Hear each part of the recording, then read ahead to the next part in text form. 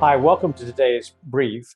Thank you so much for joining me. I'm Todd Furniss, and I'm the host of Civil Discourse, hosted by Todd Furniss. Today's topic is around an issue that has gotten some attention in other areas, but not so much in with regard to my podcast. I haven't really talked about it at all, but it has come up in a way that I'm a little surprised. So, a few weeks ago, I had a conversation with Dr. Scott Connard, a primary care physician, about primary care and its importance to the overall resolving or fixing or improving upon our healthcare industry, how we can reduce costs, how preventative care and consumer activation patient activation are so critical.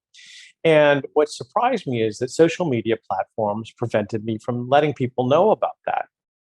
Now, I didn't understand and still don't understand why I can't talk to a primary care physician about primary care.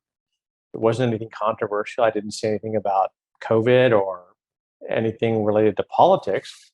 Dr. Connard is a fabulously well known physician, straight down the middle of the fairway, no political agenda on either side. So it came to me as some form of surprise. To this day, I've not been able to reach anybody to understand why that somehow violated community standards. Again, all we were talking about was the issue of preventative care in the context of the business models and coupled with patient engagement, trying to encourage people to become more engaged with their own healthcare. Well, something else happened more recently, which is I wanted to talk about and did talk about on a podcast with Senator Steve Daines the issue of CHIRA, the Competitive Health Insurance Reform Act.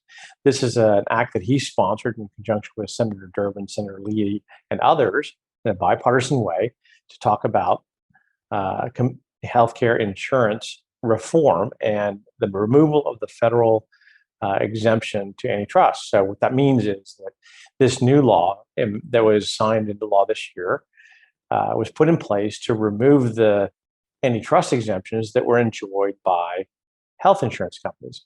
Kind of wonky topic. I'm probably one of 100 people outside of the insurance industry that care about this, but I thought I'd talked about it with Senator Daines, and I thought he was the right guy to talk to about it because he was the sponsor of the bill. Again, nothing particularly controversial, I didn't think. But what I was surprised by was, again, the inability to talk about that on social media platforms, meaning to let people know that it existed.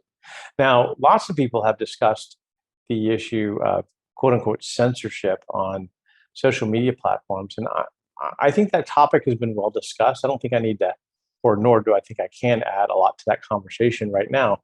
But I think there's a different problem that does merit some inquiry. And that problem is the fact that within the United States, our legal system imputes, meaning it imprints upon you or conveys to you and assumes you know and understand all laws of the United States. Meaning you can't go into a court and say, "Hey, I didn't know about that law," or "Hey, I didn't understand that law." Now, there are certain exemptions if you're not competent mentally to understand a law or right from wrong, and so in those instances, of course, the outcome would be different. But by and large, absent the exemptions the exceptions, you can't use as a defense that I didn't know about the law or I don't understand the law. So that's why it's surprising to me when I'm reaching out to a sitting senator to talk about existing law, what that law means. It's actually, not to be too self-aggrandizing about it, but it's intended to be a bit of a public service, meaning people and professionals broadly, and especially those in the insurance industry and the healthcare industry more broadly than that, need to understand what this law implies and what it states and how it's going to be or how it could impact the healthcare industry. Again, the conversation was with the author of the bill. So I'm hoping this will change. I'm hoping I can break through the barrier and make this as widely known as it should be, because I do think it's an important law. And again, the law, its primary focus is simply to remove the exemption from federal antitrust laws that insurance companies currently enjoy. Now, they received these exemptions under the 1945 McGarren Act, so that law has been on the books for a long time. And it's been determined that the law is no longer appropriate, hence the new law, which overrides it in the form of the Competitive Health Insurance Reform Act. So again, I'm just giving you a heads up. I'm hopeful that more will come out around this, but I encourage you to stick with me and to take these important topics into your consideration, and hopefully you'll take them into your conversation over time. I appreciate your time today, and I'm really grateful for it. I'm looking forward to talking to you again next week. Thank you so much. And again, please subscribe if you want more of these. I appreciate your support. In his new book, The 60% Solution, Rethinking Healthcare, author Todd Furniss breaks down healthcare problems and solutions to free the industry to do its job.